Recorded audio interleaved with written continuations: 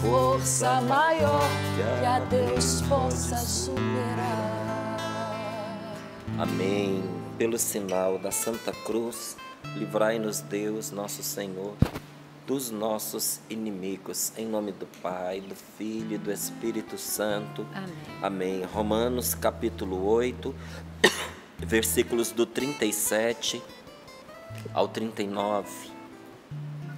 Assim nos diz a palavra de Deus. Mas em tudo isso,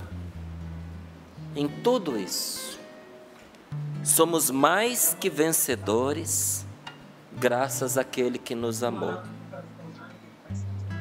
Tenho certeza de que nem a morte, nem a vida, nem os anjos, nem os principados, nem o presente, nem o futuro, nem as potências, nem a altura, nem a profundeza, nem outra criatura qualquer será capaz de nos separar do amor de Deus, que está no Cristo Jesus, nosso Senhor. Palavra do Senhor. Graças a Deus. Graças a Deus. Mas em tudo isso, somos mais que vencedores. E aí você pode se perguntar, mas tudo isso o quê? Está ali no versículo anterior. Quem nos separará do amor de Cristo? A tribulação, a angústia, a perseguição, a fome, a nudez, o perigo, a espada? O que não vai nos separar do amor de Deus? No que nós somos mais que vencedores? Somos mais que vencedores na tribulação, nas angústias, nas perseguições, na fome, na nudez, no perigo, na espada. O que isso significa? Significa que nós que estamos em Cristo, nós passamos por tribulações. E a tribulação não é qualquer sofrimento. A tribulação é aquele sofrimento de tirar o fôlego. A tribulação é aquela aflição que põe a gente num estado que, se a gente puder chorar, a gente chora. Mas às vezes a pressão é tão grande que nem chorar a gente consegue. E quem é de Deus passa pela tribulação. Você precisa entender isso para você não cair na cilada dessa gente que prega para conseguir dinheiro, que fica querendo que você entre na mentalidade proposta, porque a promessa de prosperidade, de ganhar dinheiro, e quem vai ficar próspero e ganhar o dinheiro são eles, porque você vai meter a mão no bolso para poder pagar por uma ilusão, onde te dizem que a vida de uma pessoa com Deus, ela é tranquila, ela é desprovida de tribulações. E mesmo que não digam com essas palavras, o que é que mostram para você? Uma vida sem tribulações. E aí o testemunho não é testemunho simplesmente de superação. O testemunho é ganhei, me voltei para o Senhor, agora eu tenho o marido dos sonhos, agora eu tenho a mulher dos sonhos, eu tenho 2, 3, 4 carros na garagem, olha a minha casa, olha a minha vida, estou viajando, olha os meus filhos. É uma coisa tão maquiada que basta prestar um pouquinho de atenção que você vai ver que não corresponde à realidade. E se você se aproximar, você vai ficar decepcionado, porque você vai ver que o discurso não corresponde com a realidade. Sai dali das luzes, sai dali do palco, é a vida real. Aí você percebe, às vezes, pode até ter dinheiro, mas a família em conflito, os filhos se desviando, angústia, falta de lealdade com os amigos. Gente, eu vou dizer uma coisa para você. Uma das coisas das quais as pessoas mais vão se arrepender no fim da sua vida é a falta de lealdade com as pessoas que Deus lhe pôs no caminho. E a gente está num mundo em que a lealdade não significa nada. Não seja desleal. Isso é uma falta de caráter imensa.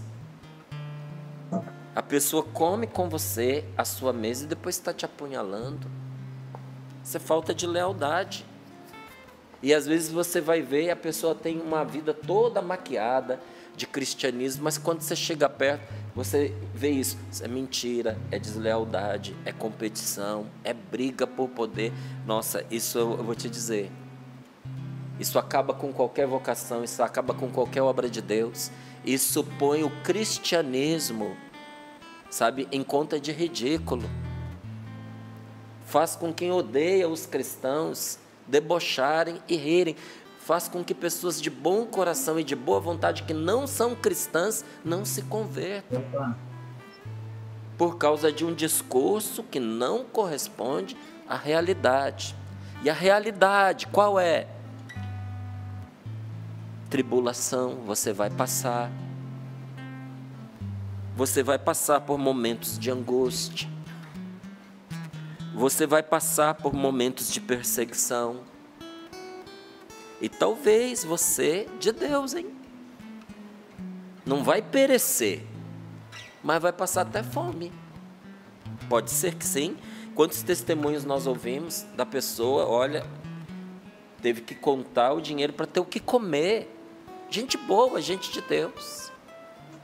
Enfrentou o quase não ter o que vestir, os perigos, o risco de morte. Mas então, Márcio, que vantagem tem em a gente ser de Deus se a gente passa por tudo isso? Primeiro que a gente não deve se unir a Deus por vantagem, mas por amor a quem tanto nos ama e tudo fez por nós. Porque a vida que eu e você temos não é merecida, é dom, é graça, é bênção. E tirando os momentos de enfermidade emocional e mental, ninguém quer morrer. Não, mas tem gente aí que tira a própria vida. É enfermidade emocional e mental. E por que a pessoa não quer morrer? Porque a vida é boa, apesar de todas as suas durezas. Então, a gente não busca a Deus por causa de vantagem. Mas é uma grande vantagem quando nós estamos com Deus, porque em nenhuma dessas tribulações o Senhor nos abandona.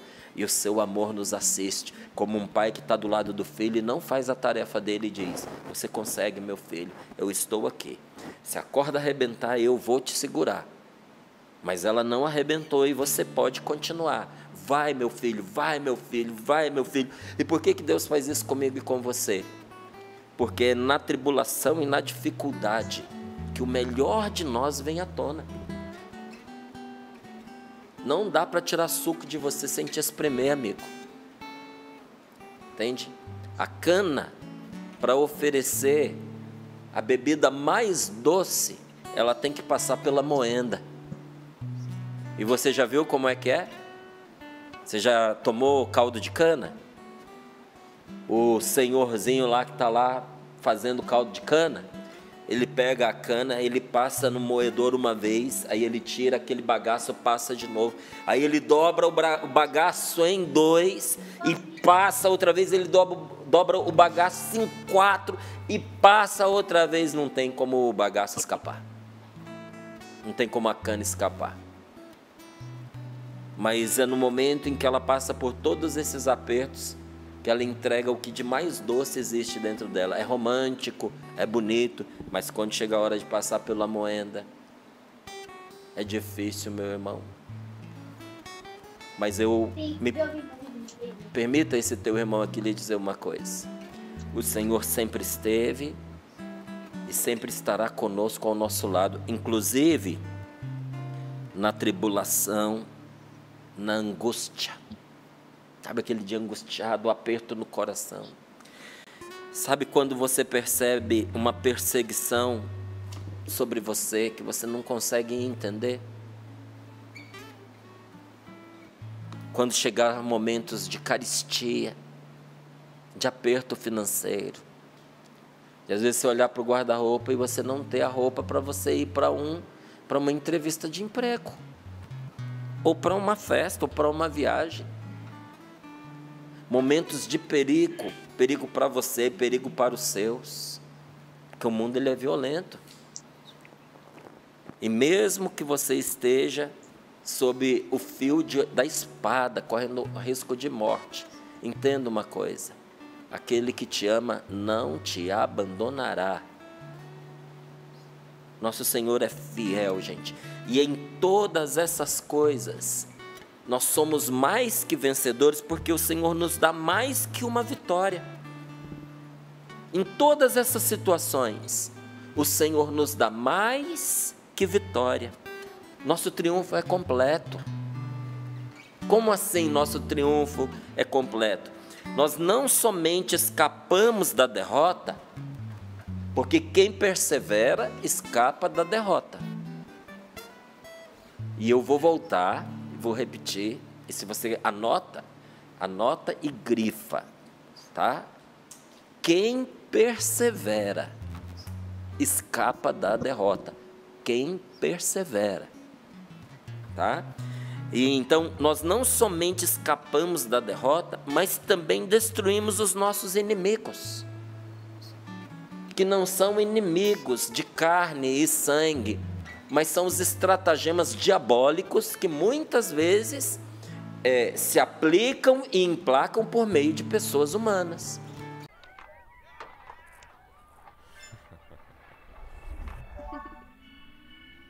Todo o esquema de Satanás sendo destruído, desmantelado diante dos nossos próprios olhos. E muitas vezes quem faz o mal se embaraçando e caindo nas próprias armadilhas que armou.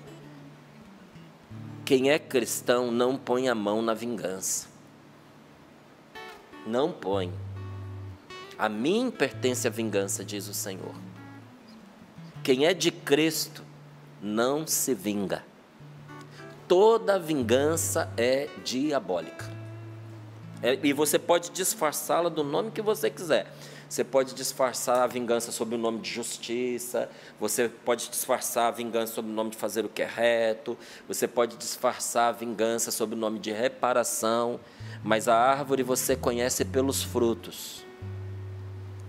E se o fruto que está manifestando é um mal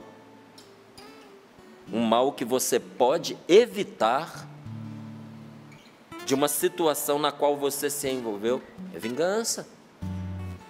Quem é de Cristo não põe a mão em vingança. Não põe. Se alguém fez o mal contra você, espere, deixe. Porque quem se envolve com o mal terá que responder pelo mal com o qual se envolveu. O mal, gente, pede contas. Muito difícil uma pessoa que se envolve com bandido sair ilesa, porque ele pede contas. Você se amarra com aquilo, você perde a sua paz, você fica envolvido com situações que vão te colocar sempre sob o risco de morte. Às vezes o risco de morte num confronto com a polícia, às vezes um risco de morte com os próprios bandidos que agora você quer abandonar. Não se envolva. Estou dando exemplo de bandidos porque é um mal físico, não é? Mas não se envolva com o mal, seja ele da espécie que for, não se envolva. Então, quando nós nos unimos ao Senhor, nós não somente escapamos da derrota, mas também destruímos os nossos inimigos e levamos um prêmio de batalha, que os combatentes chamavam de despojo. O que é o despojo? Depois de ter vencido o inimigo, aquilo que era do inimigo pertence a você. O escudo, o elmo, a espada, as sandálias, o alforje, o dinheiro que ele carregava, uma joia preciosa, são os despojos do inimigo vencido. E toda batalha vencida nos oferece despojos. E as batalhas espirituais nos oferecem despojos tão valiosos que nós vamos agradecer a Deus por termos que ter enfrentado aquela batalha. É aí que nós nos tornamos mais que vencedores. Como é que nós nos tornamos mais que vencedores? Adquirindo durante o conflito uma disciplina, porque o conflito nos obriga a sair do comodismo, a nos disciplinar. Então nós adquirimos no conflito uma disciplina que fortalecerá muito a nossa fé. As tribulações, as batalhas que nós travamos, nos obrigará a uma disciplina que vai consolidar o nosso caráter espiritual. Porque uma grande pena é de dar dó quando você percebe que uma pessoa ela não tem caráter humano e espiritual. Como assim não tem caráter humano? Você não sabe com quem você está lidando.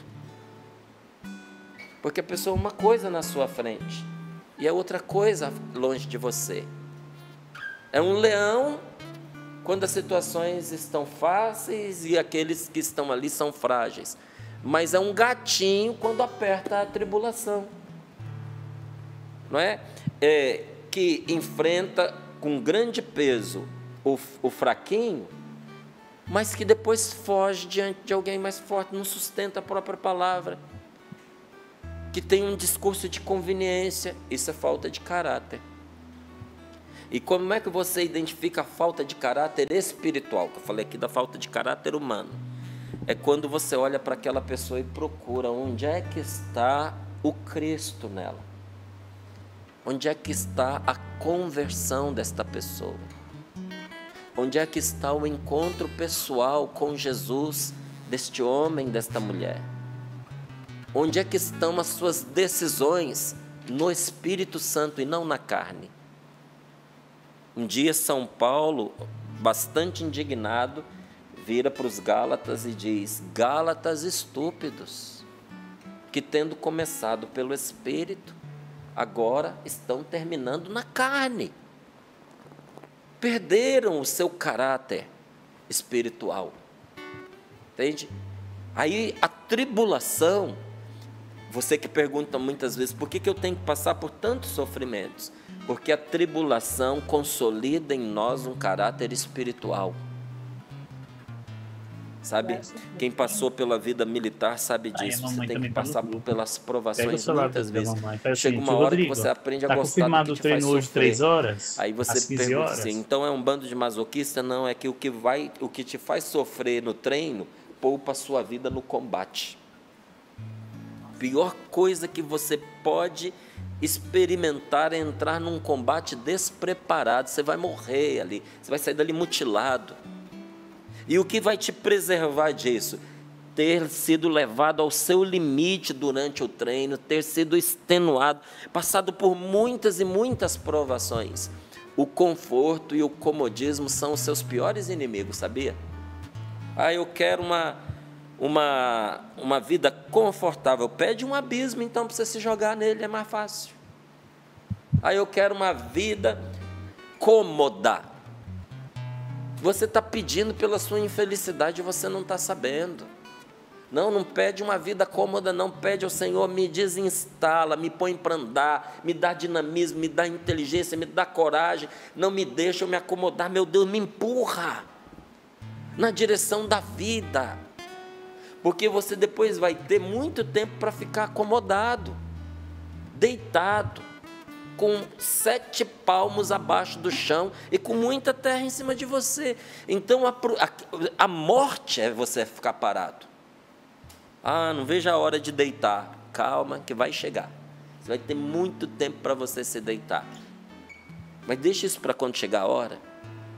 Agora do que você precisa? De vida. Entende? Então aproveita todas essas situações. Eu vou te dar um exemplo, não é? Que eu acredito que toda pessoa de bem passa por isso. Que a gente acha muitas vezes que o falar mal é de pessoas que agem mal, que têm uma vida ruim. Gente, ninguém chuta cachorro morto, sabe? Uma pessoa que tem uma vida ruim, não liga, ninguém acha graça em falar disso. Porque todo mundo, o pessoal fala até com tristeza. Você viu fulano? Nem me fala, não quero nem saber. Porque já está cansado de ver o lodo no qual a pessoa está se envolvendo. Mas vai falar mal de uma pessoa de bem. Meu Deus do céu,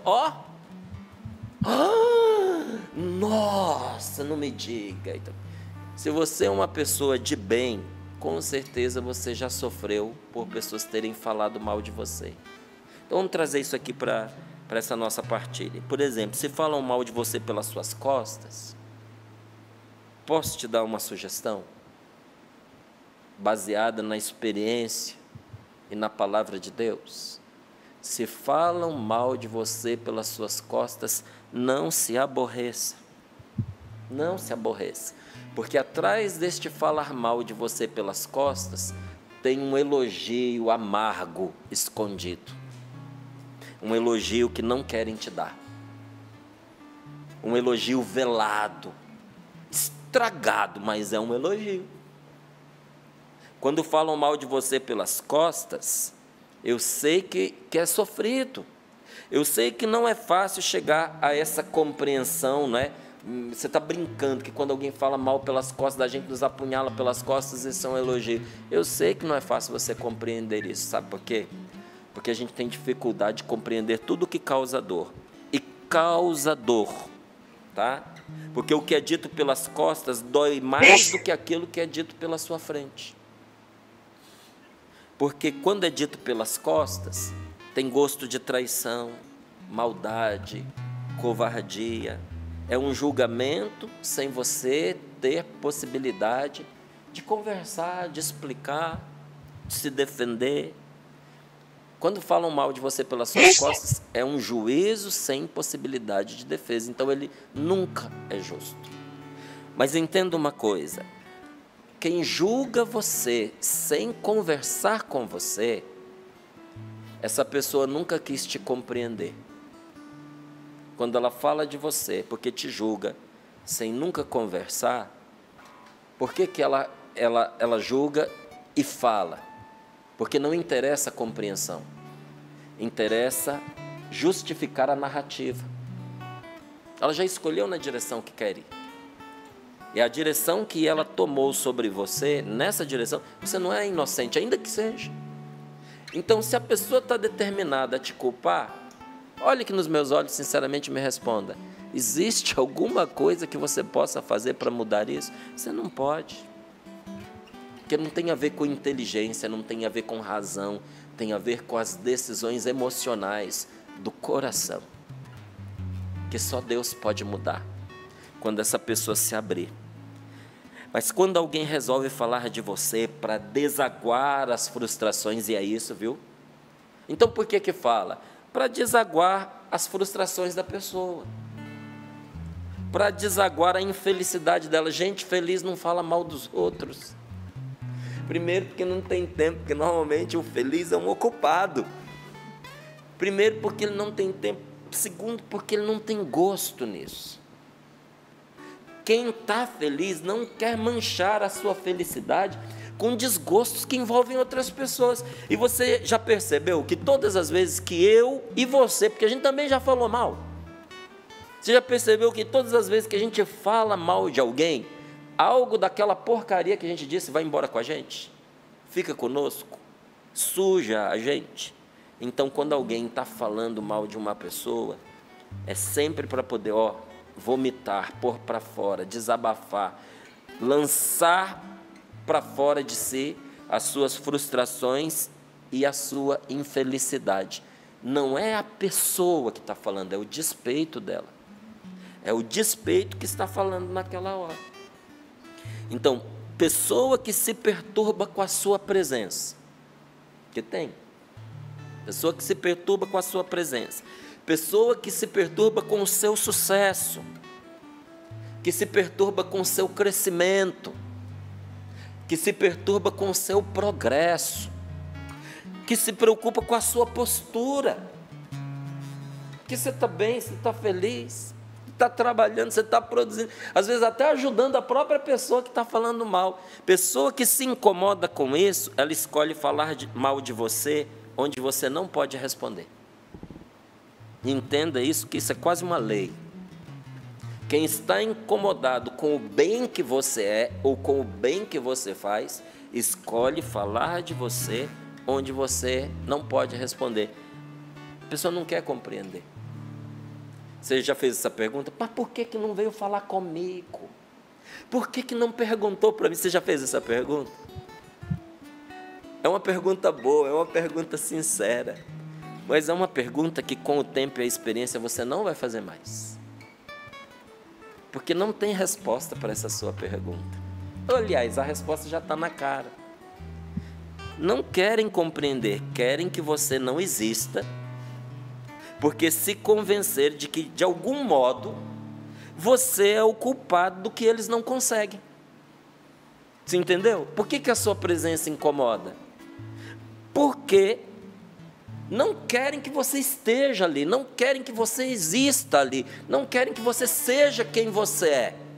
Não querem, porque de algum modo a pessoa olha e pensa assim: o culpado de eu não estar lá no Sorrindo para a Vida, tocando violão, é porque o sapo existe. Se o sapo morrer, aí serei eu. Não, não será. Será a pessoa que se preparou para isso, que tem condições de substituí-lo. Mas uma pessoa da qualidade do sapo, com a disponibilidade dele, com o desejo de serviço que ele tem, não precisa esperar ele morrer para ocupar esse lugar. Tá assim, ó, de lugar, precisando de alguém como ele. Tanto é que é solicitado inúmeras vezes para fora daqui do Sorrindo para a Vida, porque é bom naquilo que faz. E normalmente quem é medíocre, quem é mau nas coisas que faz, acha que o problema está no outro e não percebe que o problema está na falta de preparo, na falta de dedicação, na falta de zelo. E aqui eu não estou falando na falta de talento não, viu, gente? Porque a boa vontade e o esforço compensa a falta de talento. Todo mundo que começou mal um dia. Eu tenho até medo, graças a Deus, não filmaram a minha primeira pregação. Eu tinha 14 anos. Até hoje eu tenho anotaçõezinhas, porque eu sempre criei os diretórios para as pregações que eu faço, né? Eu tenho o papelzinho da primeira pregação que eu fiz há 38 anos atrás. Você acha que foi boa? Com certeza foi boa para um rapazinho de 14 anos que estava fazendo a sua primeira pregação. Mas aquele rapazinho não tinha condições de ver. Confirmou o horário, Juan? Televisão, de estar todos os dias confirmou o horário, Juan? De Deus, porque faltava para ele treinamento, preparo que a vida foi dando. Ai, meu Deus. Acabou de Só falar que muitas agora, vezes quem olha pensa Você assim: essa pessoa que é o obstáculo para a minha vida. Né? Uma vez eu vi uma mãe desabafando que ela tinha muita raiva do padre Marcelo Rossi. Muita. Porque o filho dela pregava e ela achava que o filho dela não era o que precisava ser porque existia o padre Marcelo Rossi e ele atrapalhava o caminho. Você entende? Mas ela fez isso com o amor dela de mãe. Só que tem gente que faz isso pensando em si próprio em relação a outros. Tem nome para isso. Há nomes para isso. Inveja, ressentimento, frustração, ciúme, incapacidade de realizar a própria vida. Por que tem gente que age assim, Márcio? Vou repetir. Inveja, ressentimento, frustração, ciúme, incapacidade de realizar a própria vida. Eu não consigo me realizar, eu não sou feliz com o que eu sou, então eu preciso fazer alguma coisa. O que eu vou fazer? Eu vou combater alguém. Eu vou ao encontro de quem eu acredito que seja culpado por eu não conseguir ser o que eu gostaria de ser. Você não está no sub-12 aí, não? Mas sempre que alguém age assim... Olha aí o horário que está no cabeçalho. Preste bem atenção nisso. Sempre que alguém age assim e revela, né, o seu Sméagol interior... Você já assistiu O Senhor dos Anéis? Assista. Tem um personagem lá chamado Sméagol. Essas situações fazem com que muita gente revele, sabe, o seu Sméagol interior. O monstro que existe dentro da pessoa. E isso não é ruim, não. É bom para você. Às vezes a gente fica incomodado e pensando assim: nossa, que horrível isso. Nossa, não, é desconfortável. Mas é bom para você. Como é muito desconfortável você descobrir que você tem um tumor, é coisa desconfortável, a casa cai. Você fica angustiado, você não sabe como é que aquilo vai evoluir. Se ainda não veio o resultado da biópsia, você está aflito, é maligno, é benigno, como é que vai? Mas ter descoberto é um bem, não é um mal. Você entendeu? Porque quando você descobre, você pode se tratar. E quando essas situações se revelam, elas são boas para você, porque assim você descobre quem não merece a sua confiança, quem não te aceita por causa do seu crescimento e da sua felicidade. E você vai fazer isso para quê? Para tomar medidas contra a pessoa? Não, para você se cuidar. Calma, tô vendo hoje ainda. Sabe? Para você saber onde você investe o seu tempo e a sua energia. Porque a vida vai ajudando você a purificar a sua agenda de contatos. Calma. Você precisa fazer uma purificação na sua agenda de contatos. Eu preciso fazer na minha. Mas eu falo isso, até lembro, sabe? Eu estava vendo outro dia, gente, tem mais de 3.000 contatos na minha agenda. Porque você vai pegando o telefone, vai gravando e tudo mais, quando você vê... E por que você não faz uma purificação na sua? A minha está muito demorada, tem que olhar nome por nome, deletar, não é? Mas a vida é assim, às vezes você precisa fazer uma purificação na sua agenda de contatos e dos seus parceiros de jornada. O fato da gente não querer fazer o mal a ninguém e querer ajudar a todos, não significa que todos são eleitos para serem seu companheiro de jornada. Não são. Tem gente que dá para você caminhar junto e tem gente que não dá para caminhar junto. A palavra de Deus, inclusive, nos provérbios, faz essa questão. Se dois não se entendem, andarão eles juntos? No sentido de que não tem como duas pessoas que caminham em direção completamente diferente, que não se entendem para onde vão, que eles caminhem juntos. É assim. Você tem que gastar tempo com seus companheiros de jornada. Sua esposa é sua companheira de jornada, irmão. Você tem que dar valor a ela. Porque um dia, se você cair prostrado na sua cama, sem ninguém para cuidar de você, não serão seus amigos de boteco que virão cuidar de você, mas essa mulher que resolveu passar a vida ao seu lado, que te escolheu. Você precisa honrar essa mulher. Minha querida, você precisa entender que o seu marido é o seu companheiro de jornada. Mas ele não me entende, mas ele briga comigo. Homem nenhum entende mulher. Entendeu? Você precisa pôr isso na sua cabeça. Seu marido vai passar o resto da vida tendo dificuldades de entender você, porque ele é homem e você é mulher. Mas o amor vai além desse tipo de compreensão. Sabe, muitas vezes a gente compreende no decorrer da caminhada, porque você dá o voto de confiança para o outro. No meio da caminhada, quando você já decidiu aceitar o que o outro te propunha, aí você entende. Mas você entendeu depois de ter aceito por amor. Ah, era isso que ela queria dizer. Só que esse homem está do seu lado. E todo dia sai de casa para poder ganhar o sustento, para sustentar você e os seus filhos. Que podendo sumir nesse mundo, porque fica fácil para ele cuidar só de si. Escolheu estar com você. E entenda uma coisa. Se o seu marido te ama, ele morreria por você. Morreria. E se ele te ama, ele morre por você. Então, entenda com quem você deve gastar o seu tempo e a sua energia. Então, reconhecer a verdade por trás da fala mentirosa e má é você reconhecer que o que dizem pelas suas costas não determina quem você é. O que os outros acham de você não determina quem você é. Vale a pena você prestar atenção em alguma coisa do que dizem a seu respeito? Sim, porque às vezes no que estão falando é um espelho. E você não tem olhos nas costas. Para você enxergar o seu traseiro e enxergar as suas costas, você precisa de um espelho, não é? E assim também na nossa vida comunitária e social, nós precisamos das pessoas para nos ajudar a ver quem somos também para elas. Mas entenda que esse reflexo nem sempre determina quem você é.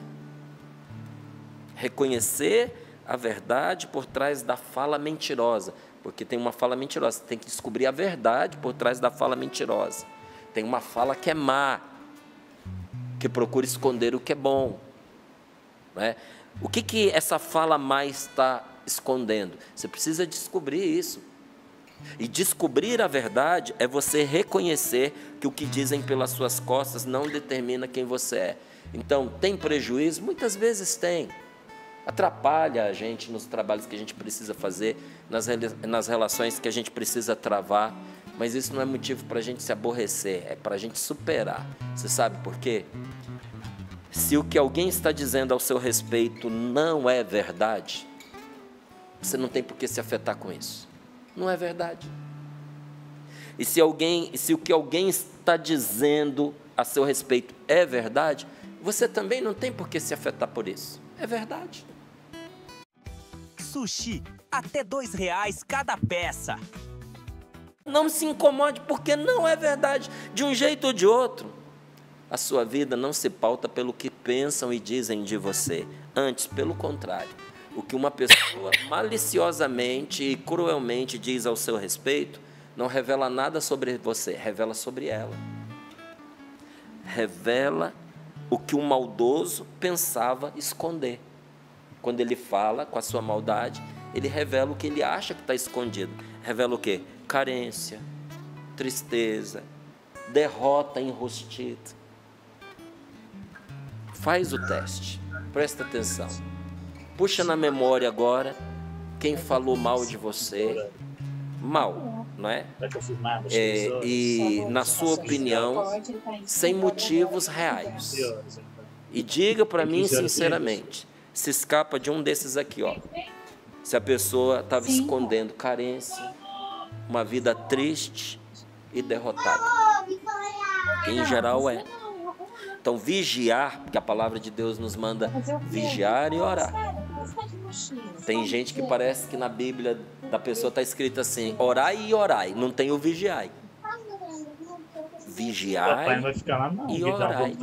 Orai e vigiai. São duas coisas importantes e distintas, porque se não fosse, não estava lá. E vigiar é também você aprender que ao você tomar distância de pessoas assim, você preserva a sua saúde interior, você protege a sua paz e você usa o seu tempo e a sua energia com relacionamentos que mereçam o seu tempo e a sua energia. Não é você deletar as pessoas da sua vida. É que você não tem todo o tempo do mundo e nem toda a disponibilidade do mundo. E nem toda a energia do mundo. Então você vai usar a sua semente para plantar em solo rochoso? Vai plantar na terra boa, irmão. É ali que vai dar fruto, entendeu? Então toma um choque de realidade para você entender que todas essas situações te revelam onde você precisa gastar o seu tempo e a sua energia com relacionamentos que os mereçam, com relacionamentos que valham a pena. Então essas coisas são necessárias para nos confirmar e nos firmar na nossa vida espiritual. As tribulações fazem o quê? Elas nos firmam e nos confirmam na nossa vida espiritual. É como os ventos tempestuosos, que ao tentar arrancar uma árvore, faz com que ela lance raízes mais profundas. A árvore que não passa por tempestade é fácil de arrancar. A árvore que cresceu em tempo ameno não tem raízes profundas. Vai arrancar uma árvore de lugar de tempestade. Quero ver. Me avisa para eu ir assistir. Você não arranca, porque a tempestade fez com que ela se enraizasse. As nossas batalhas espirituais, elas precisam ser contadas entre as nossas maiores bênçãos. Eu estou passando por uma grande tribulação, uma batalha. Você está com Jesus? Você está com a sua fé firme nele? Vai perseverar nele? Então é bênção. Eu gosto muito de uma frase que diz: nessa vida nada é em vão, se não é bênção é lição. É assim, nada é em vão. Se não é bênção, é lição. E nessas lutas, até mesmo o demônio é usado para nos treinar na batalha, onde nós o venceremos. Ao fazer frente para nós, ele vai nos treinando para a derrota dele. E eu termino aqui dizendo para você algo que acontecia, é meio chocante, né? As pessoas não esperam que se diga isso numa pregação, mas a gente assiste isso em filmes. E isso é a realidade de algumas culturas antigas e de alguns povos mais primitivos, né? Antigos guerreiros, eles acreditavam que quando eles venciam um inimigo, o vencedor absorvia o seu vigor físico. Até era nisso que justificava o canibalismo. Eles não comiam porque gostavam da carne humana, depois pega gosto. Mas eles achavam que eles estavam comendo a coragem, o valor, a valentia, a força do inimigo derrotado. Então eles devoravam os seus inimigos, porque eles acreditavam que eles estavam absorvendo o seu vigor físico, o vigor físico do derrotado. E isso ia ser somado à sua força e à sua valentia. Na vida, na prática, isso se sustenta? Fisicamente? Não. Mas espiritualmente, sim. Na vida espiritual se dá exatamente isso. Então, de modo semelhante, a tentação vencida no enfrentamento, redobra as nossas forças e dobra as nossas reservas espirituais. Coloca a mão sobre o seu coração. Feche os seus olhos um pouquinho, se você puder. Assim como o marinheiro sábio usa o vendaval para avançar, e aí ele vai manobrando, vai aproveitando o impulso do vento, assim também é possível para mim e para você. Assim também nos é possível na vida espiritual, pela graça de Deus, tirar proveito desses fatos, dessas circunstâncias que parecem ser os mais desagradáveis, os mais contrários, os mais adversos. E é com essa fé que nós podemos dizer agora e todos os dias da nossa vida. Você pode bater no peito e dizer: as coisas que me acontecem têm antes de tudo contribuído para o meu progresso, para o progresso da minha vida espiritual, para o progresso da minha vida em Deus, para o progresso da vontade de Deus na minha vida. Senhor, muito obrigado. Senhor, se o Senhor está comigo na tribulação, eu vencerei. Senhor, eu não peço que o Senhor retire a tribulação, mas que o Senhor me dê força para vencê-la. E contigo, Senhor, eu vou permanecer firme até o fim. Vá orando, vá pedindo essa graça a Deus. Eu quero, Senhor. Eu peço, Senhor, hoje. Peça também, meu irmão, minha irmã, essa graça de permanecer fiel, de ser perseverante na tribulação, com os olhos em Jesus, não nas pessoas. Que você não desanime, meu irmão, minha irmã, mas pela fé, Deus está te dando a têmpera. Deus está trabalhando em mim, em você, nesse tempo, porque Ele quer fazer um homem novo, uma mulher nova, um homem maduro na fé, uma mulher madura na fé. Em Cristo nós somos mais que vencedores. Proclama isso. Se eu estou com Jesus, nada tenho a temer. Se Jesus está comigo, nada eu preciso temer. E que essa música agora nos ajude mesmo a se lançar em Deus, em confiar no Senhor. Não estamos sozinhos, não estamos abandonados. O Senhor vitorioso está conosco. Deus vê o coração, sonda com compaixão e sabe o tamanho da sua dor. Ele não pode pôr limites ao seu amor, pois sabe até onde vai todo pecador. Lágrimas são suor de almas que lutam só. Só Deus pode entender o que te causa dor. Pensa no teu Senhor, recorra ao seu amor e creia, Ele é fiel, justo é o seu amor. Pare de se maltratar, não queira aos outros culpar. Viola, a gente só vai chegar, o carro tá indo embora. Você só tá usando como escova de dente. Nem escova os dentes. Por hoje eu não vou mais pecar. Estenda a sua mão e abra o seu coração. Pensa no teu Senhor e se abra a restauração. Com Cristo você vai superar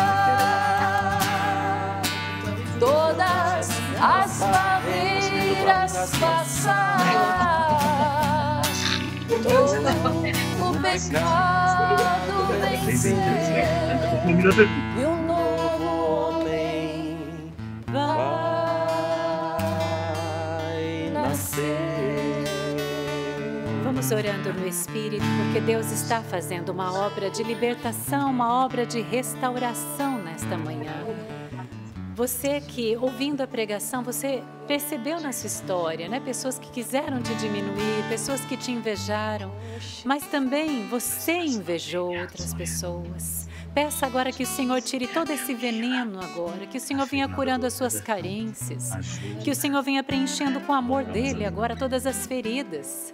O Senhor revela pessoas que não viviam a sua própria vida, mas queriam viver a vida do outro, e você só ficava olhando para o outro, você só ficava desejando que o outro tinha. Sofrendo, remoendo por dentro aquilo que o outro vivia, aquilo que o outro tinha e que você não vivia, que você não tinha.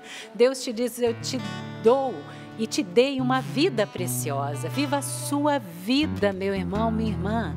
Essa vida que Deus te deu, porque Deus tem desígnios para a sua vida. Deus tem planos e projetos de amor para a sua vida. Toma posse hoje mesmo da sua vida. Viva a sua história. Glorifique, louve o Senhor pela sua história, pela vida que você tem hoje. Não deseje, não olhe para o lado. Não fique sofrendo com o que o outro conquistou, com o que o outro tem. Você não sabe também os sofrimentos que aquela pessoa viveu para alcançar o que ela alcançou hoje. É fácil desejar o que o outro tem, as conquistas, as vitórias que o outro tem. Mas você não sabe o que ela sofreu, o que ela passou para chegar lá. Louve o Senhor pela sua história hoje. Bendiga mesmo ao Senhor pela sua história, pelas vitórias de Deus na sua vida. Eu te louvo, Senhor, pela minha vida, pela minha história, pelas conquistas que o Senhor me deu, e te louvo pela vida de cada um dos meus irmãos, pelos sofrimentos de cada um dos meus irmãos de comunidade, por cada renúncia que cada um deles fizeram. Mais de 1.800 membros da comunidade que são fiéis, que não são santos, porque ninguém é santo, mas cada um de nós, e você também, é pecador. Nós somos pecadores, mas nós temos a nossa história que é linda diante de Deus. Então louve o Senhor pela sua história, meu irmão, minha irmã, pelas conquistas que Deus permitiu que você tivesse. Nós te louvamos e te bendizemos, Senhor, nesta manhã, pela nossa história que é única, porque cada um de nós somos únicos. E tira, Senhor, retira do meio de nós toda comparação, todo espírito de divisão, tudo aquilo que quer que nós olhemos para o lado, olhemos para o outro. Não, dá-nos a graça de ter um coração agradecido, um coração que louva, que bendiz o Senhor e que se alegra com a vitória do outro. E que se alegra com os dons e talentos que Deus deu também para o outro, para o irmão. Você que trazia um sentimento ruim com relação a alguém aí do seu trabalho. E hoje o Senhor está tirando as vendas dos seus olhos.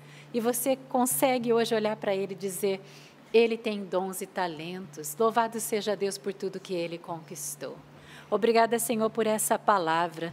Porque, como diz o versículo 37, em tudo isso, porém, somos mais que vencedores, graças àquele que nos amou. E vamos ouvir agora um testemunho que é sinal disso, né? Da vitória de Deus na vida de alguém.